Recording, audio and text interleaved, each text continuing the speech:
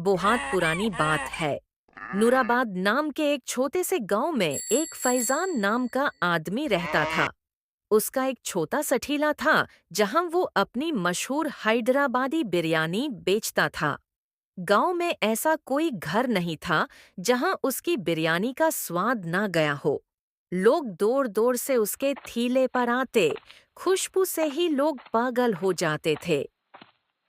फाइजान की बिरयानी की खास बात थी मसालों का वो अंदाज जो किसी और के पास नहीं था। हर शख्स कहता कि फाइजान भाई की बिरयानी जन्नत का जायका है। एक दिन सुबह का वक्त था। मौसम बहुत सुहाना था। इमरान अपनी बीवी सारा के साथ बात कर रहा था। सारा, आज मौसम कितना अच्छा लग रहा है। दिल चाहता है कुछ खास खाया जाए, पर समझ नहीं आ रहा क्या लाओ। सारा मुस्कराकर बोली। अरे इमरान, मुझे रोज बताना पड़ता है क्या? तुम्हें तो पता होना चाहिए कि जब तुम बाजार जाते हो, मैं क्या मंगवाती हूँ। इमरान ने कहा। समझ गया, तुम्हें फिर से वही चाहिए, हैदराबादी बिरयानी फैजान भाई के ठेले से। सारा बोली। बिल्कुल, उसका नाम सुनकर ही मुंह में पानी आ जाता है। अब ज्यादा बातें मत करो, जाओ और लेकर आओ। इमरान बोला। अरे तुम्हारा पेट कब भरेगा सरा, रोज रोज बिरयानी। ठीक है जनाब, जा रहा हूँ। ये कहकर वो जल्दी इस घर से निकल पड़ा। जैसे ही इमरान आधे रास्ते तक पहुंचा, उसने देखा कि फैजान रास्ते में उदास सा चल रहा है। इमरान ने आवाज लगाई। अरे फैजान भाई, क्या बात है? सब खैरियत तो है? आज ठेला नहीं लगाया? फैजान ने एक लंबी सांस ली और बोला। इमरान भाई, मुसीबत बहुत बड़ी आ गई है। मेरे पास पैसे खत्म हो गए हैं। माँ के इलाज के लिए लाखों का कर्ज लिया था, पर माँ बच नहीं सकी। अब कर्ज सिर पे है, जेब खाली है। कैसे चलाऊं दुकान? इमरान ने कहा। अरे फैजान, अल्लाह सब ठीक करेगा, पर कुछ करना तो होगा। फैजान उदासी से बोला। हाँ भाई, जब तक पैसा नहीं आता बिरयानी बंद रहेगी। इतना बोलकर फैजान अपने घर चला गया। दोपहर के वक्त जब फैजान अपने घर में अकेला बैठा था, तभी गांव के जमींदार का छोटा भाई रमीज उसके घर आया। उसने कहा। अरे फैजान, क्या बात है भाई? दुकान क्यों बंद कर दी? अब तो माँ को गुजरे हफ्ते हो गए।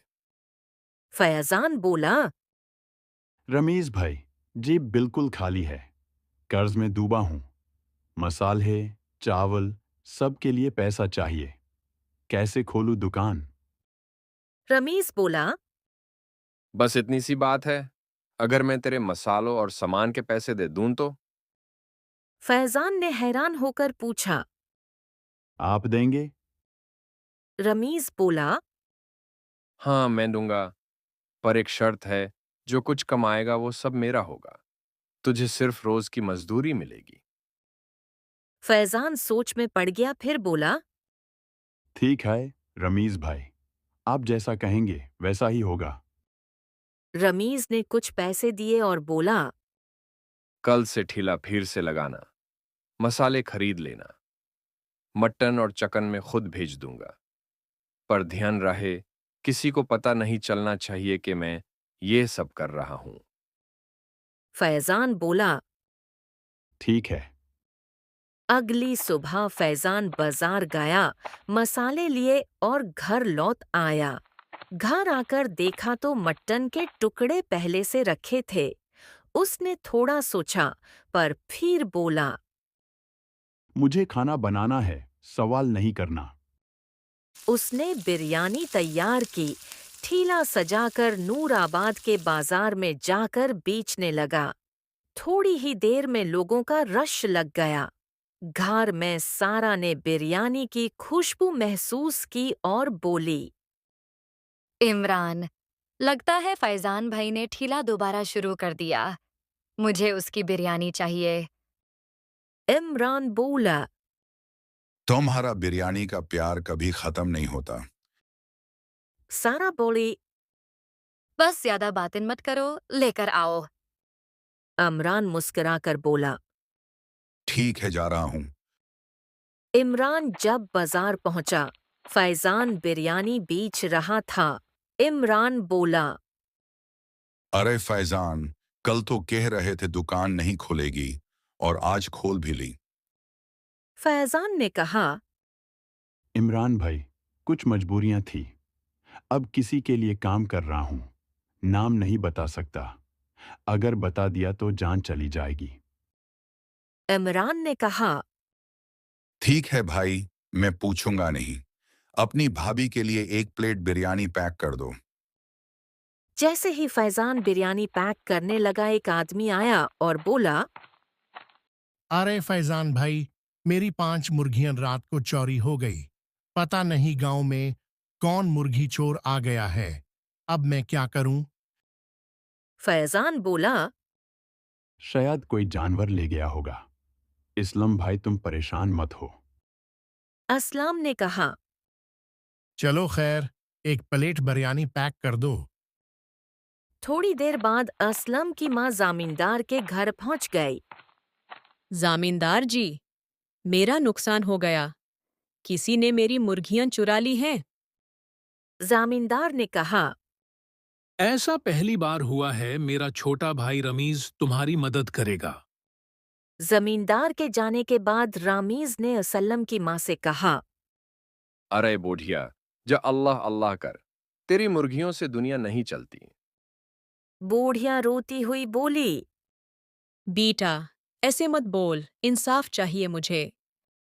रमीज गुस्से से बोला। अगर किसी को बताया तो तेरी बची हुई मुर्गियां भी गायब करवा दूंगा। बूढ़िया रोकर भान से चली गई। रास्ते में उसकी मुलाकात इमरान से हो गई। इमरान बोला। अरे अम्मा, मुर्गियन मिल गई क्या? बूढ़ी अम्मा बोली। नहीं बेटा, रमीज ने तो मुझे डांट दिया। और अम्मा ने सारी बात इमरान को बता दी। इमरान के दिमाग में ख्याल आया। अगर दांत रहा है तो कुछ तो गड़बड़ है। शायद वही चोर है। अम्मा बोली। बेटा, अब तो कुछ कर, मैं थक गई हूँ। इमरान बोला। अम्मा, आप फिक्र ना करो, मैं कुछ करूंगा। रात हुई तो फैजान अपना ठीला बंद करके घर गया।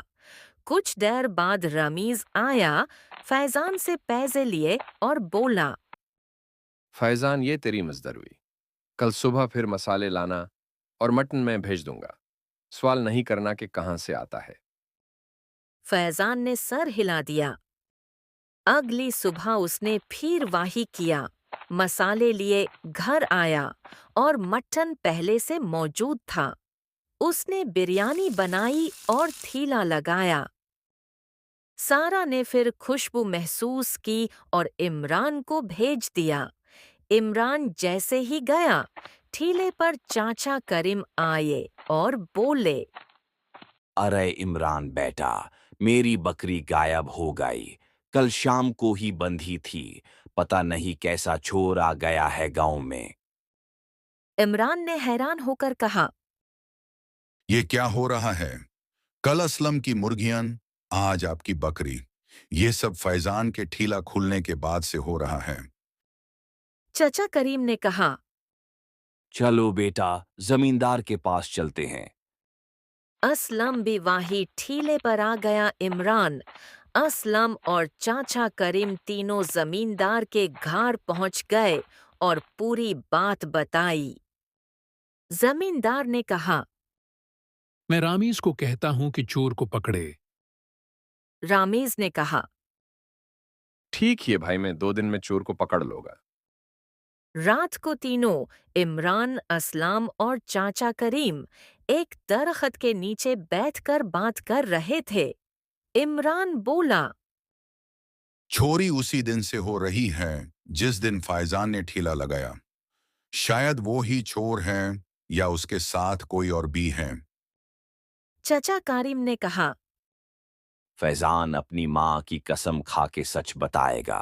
उसे पूछते हैं। अली सुबह तीनों फैजान के पास गए। पहले प्यार से बात की, फिर कहा। फैजान अपनी माँ की कसम खा कर सच बता। फैजान का चेहरा सफेद पड़ गया।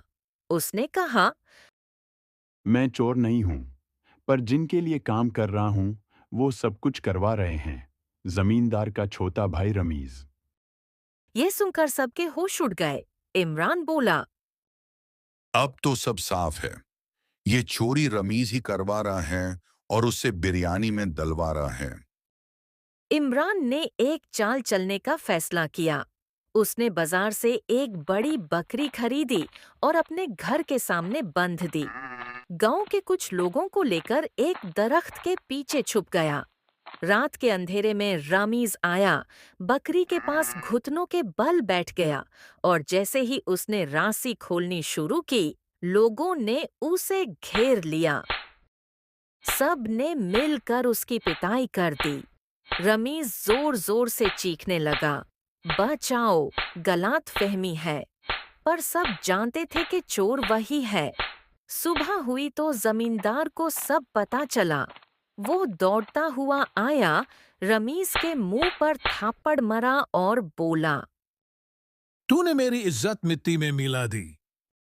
जमींदार ने सब गांव वालों से माफी मांगी और कहा, फाइजान के जितने कर्ज हैं मैं सब चुकाऊंगा।